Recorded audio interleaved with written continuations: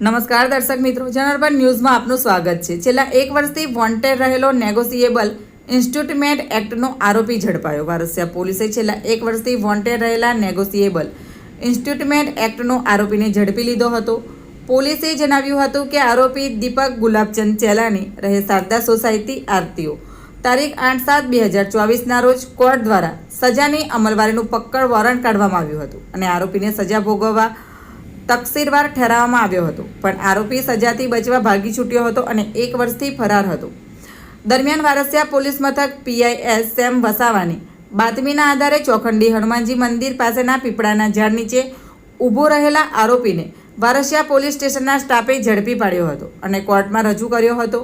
પોલીસે આરોપીને સેન્ટ્રલ જેલમાં સજાની અમલવારી માટે મોકલી આપવાનો આદેશ કર્યો હતો। Bureau report, general news. આવા નવા સમાચાર જોવા માટે જોડાઈને રહો જનરલ ન્યૂઝ સાથે। અમારી ચેનલને લાઇક કરો, શેર કરો, સબસ્ક્રાઇબ કરો। ધન્યવાદ।